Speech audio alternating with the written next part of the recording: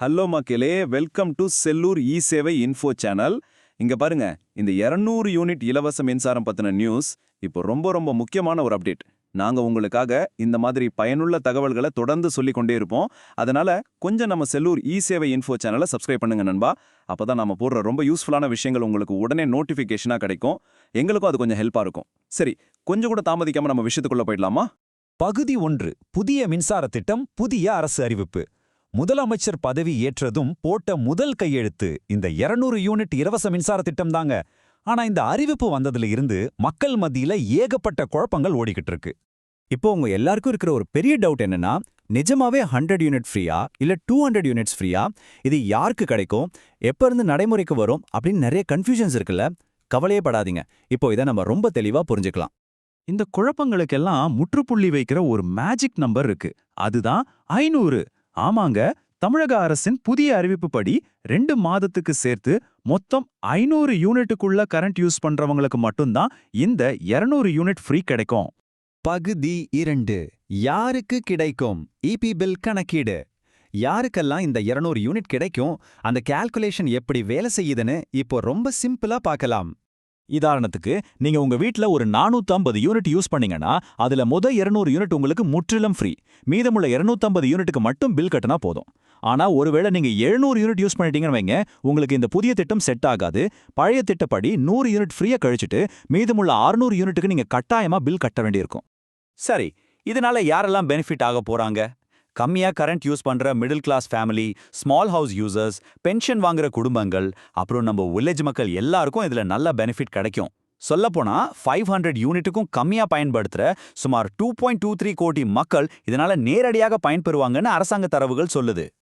இதோட நிதி நிலைமையை பார்த்தீங்கன்னா, இந்த 200 யூனிட் இலவச மின்சார திட்டத்துக்காக தமிழக அரசுக்கு கூடுதலாக 1730 கோடி ரூபாய் செலவாகும் அப்படின்னு அரசாங்க ஆணையில ரொம்ப தெளிவா குறிப்பிட்டிருக்காங்க. இது ஒரு பெரிய தொகை தான் இல்லையா? பகுதி 3. 500 யூனிட் தாண்டினால் கூடுதல் பயன்பாட்டு விதிகள். இப்போ ஒரு முக்கியமான கேள்வி வருது. 500 யூனிட்டை தாண்டி பயன்படுத்தினா நிலைமை என்ன? இங்கதான் நீங்க ரொம்ப கவனமா இருக்கணும். முக்கியமான விஷயம், 500 யூனிட்டை தாண்டி யூஸ் பண்றவங்களுக்கு இந்த புதிய 200 யூனிட் ஃப்ரீ கிடைக்கவே கிடைக்காது.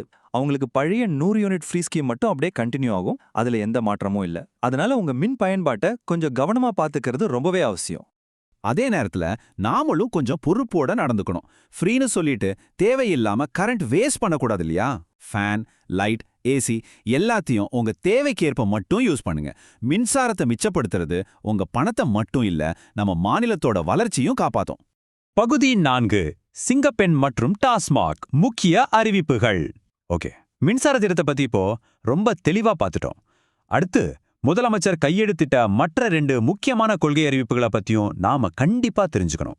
முதலமைச்சர் 2ஆவதா போட்ட சைன் இந்த சிங்கப்பெண் சிறப்பு படைக்காக தாங்க. இது என்ன படைன்னு கேட்குறீங்களா? பெண்களின் பாதுகாப்பை உறுதி செய்ய பிரத்யேகமாக உருவாக்கப்பட்ட ஒரு சூப்பரான ரோந்து படை இது. குறிப்பா ரயில்வே ஸ்டேஷன், பஸ் ஸ்டாண்ட், அப்புறம் நள்ளிரவு 12 அல்லது 1 மணிக்கு ஷிஃப்ட் முடிஞ்சு ஐடி பார்க்லேருந்து வீடு திரும்புற பெண்களோட பாதுகாப்பை உறுதி செய்ய இந்த படை களத்தில் இறங்கி செயல்படும்.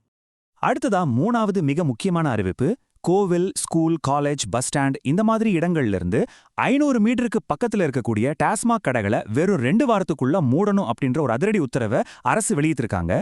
போதை இல்லாத சமூகத்தை உருவாக்க அந்த சப்ளை செயினை கட் பண்ற முதல் நடவடிக்கையா இது பார்க்கப்படுது. இதன்படி மொத்தம் 717 டாஸ்மாக் கடைகள் மூடப்படுது. அதுல வழிபாட்டு தலங்கள் பக்கத்துல 276, பஸ் ஸ்டாண்ட் பக்கத்துல 255, அப்புறம் கல்வி நிறுவனங்கள் பக்கத்துல 186 கடைகள் வருது. நிபுணர்கள் என்ன சொல்றாங்கன்னா, இந்த 717 கடைகளை மூடுறதால அரசுக்கு ஒரு நாளைக்கு சுமார் 25லிருந்து 27 கோடி ரூபாய் வரை நஷ்டம் ஏற்படும். இருந்தாலும் சமூக நலன் கருதி ஒரு நல்ல நோக்கத்துக்காக அரசு இந்த நடவடிக்கையை எடுத்திருக்கு. பகுதி 5. உங்களுக்கான கேள்வி, திட்டத்தின் புரிதல். இப்போ நாம இந்த விளக்கப்பதிவோட இறுதி பகுதிக்கு வந்துட்டோம். நாம இதுவரை பார்த்த விஷயங்கள், குறிப்பா அந்த கரண்ட் பில் கணக்கீடு உங்களுக்கு எந்த அளவுக்கு புரிஞ்சிருக்குன்னு செக் பண்ண இதோ ஒரு சின்ன கேள்வி. ஒரு குவிக் குவிஸ். 2 மாதத்துக்கு 480 யூனிட் யூஸ் பண்றவங்களுக்கு எவ்வளவு ஃப்ரீ கிடைக்கும்? Option A 100 units, option B 200 units, option C free கிடைக்காது.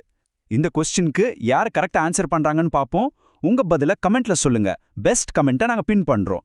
இந்த முழு விளக்கத்தையும் பார்த்ததற்கு ரொம்ப நன்றி. தொடர்ந்து இணைந்திருங்கள்.